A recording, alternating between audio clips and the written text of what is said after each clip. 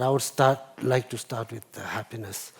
Bhutan's development philosophy and development vision and guiding philosophy is captured by a phrase, I don't know if you've heard about it, gross national happiness.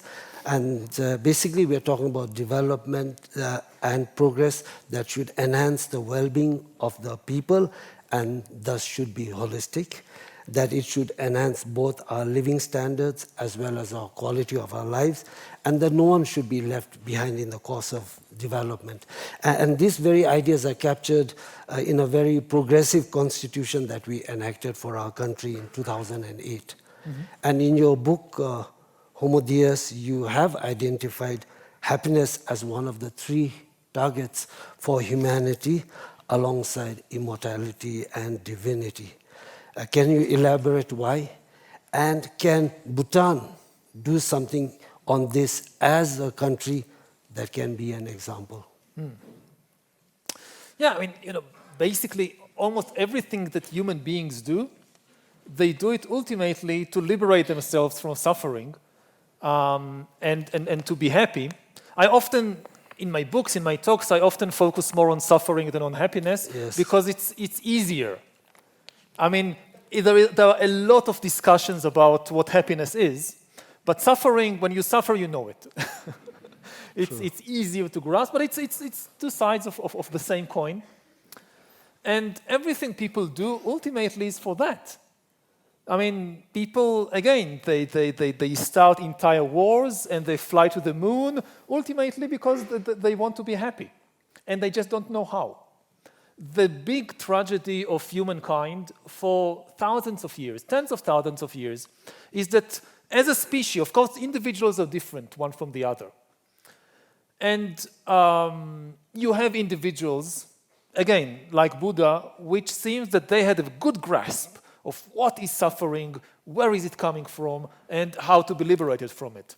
But even Buddha found it very, very difficult to explain it to his own disciples and to the people who follow him. And certainly when you look at humankind as a whole, as a species, we are extremely good in acquiring power.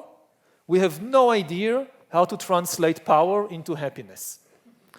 If you look, again, at tens of thousands of years of history, if you compare us sitting here in this hall in 2023 to people in the Stone Age, 40,000, 50,000 years ago. So without question, we are far, far more powerful. Just think at the power in the hands, not of prime ministers and presidents and kings, but of ordinary civilians.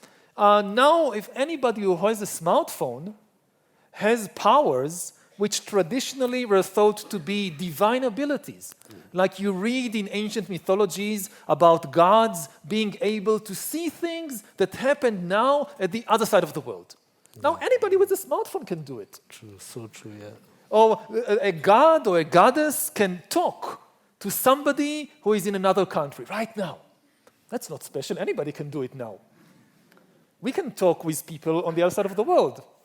And we have access through this to, again, immense amounts of information and knowledge. Like the average person today has easier access to global knowledge than the biggest emperors 100 or 200 years ago. We have so much power. And if you think collectively, of course, we can, again, fly to the moon. We can split the atom. We can read DNA and start to change the code of life, to rewrite the code of life. So we have immense power, but then when you look at, so if the trajectory of power along history is like this, you look at the trajectory of happiness, you don't see any correspondence increase in either collective or individual happiness. If you look collectively, then humankind is as prone to acts of collective madness in the modern age as in any previous time. You look at movements like, again, not just the world wars, you look at movements like Nazism, like Stalinism in the Soviet Union. So you had the most powerful and advanced societies in the world, and they are basically completely insane in how they behave and the amount of misery that they inflict not just on others, but also on themselves. They just had no idea what to do with all their power. And it's, again, also you look at the level of individuals. You look at the most powerful people today in the world, they don't seem particularly happy. Like, I don't know, you watch Putin on television or on this, he does not strike me as a very happy person. Like, if I ask myself, okay, who do I go to learn how to live a better life? I wouldn't go to him. He has all this immense power, and forget about the misery he inflicts on Ukrainians, and even forget about the misery he inflicts on his own people. He inflicts so much misery on himself. So this is a person who just doesn't know how to convert power into happiness. And again, we don't need to go to these like personalities. Each individual, again, it doesn't seem that the big questions of life, that we are able to answer them today any better than we answered them 50,000 years ago. I personally think that a person cannot be happy unless you know the truth about yourself, unless you know who you really are, what drives you. And this is something that philosophers throughout history, that know yourself. This is such an important thing.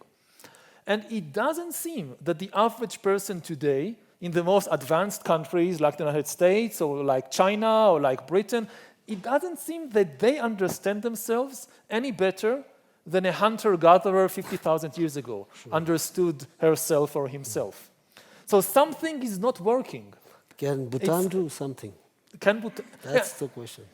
I hope so. Again, I mean, I'm not an expert on Bhutan. Are we looking for that kind of a happy story that could capture everyone's imagination and I think, again, help people become more sensible?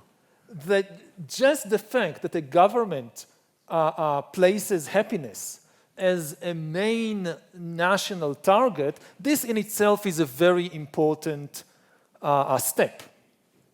And hopefully also gives inspiration to other governments and to other organizations to follow suit. Because, again, if you're not clear about the goal, you'll never get there. Exactly. Of course, being clear about the goal also doesn't guarantee you get there. True. But it's the first step. Thank you.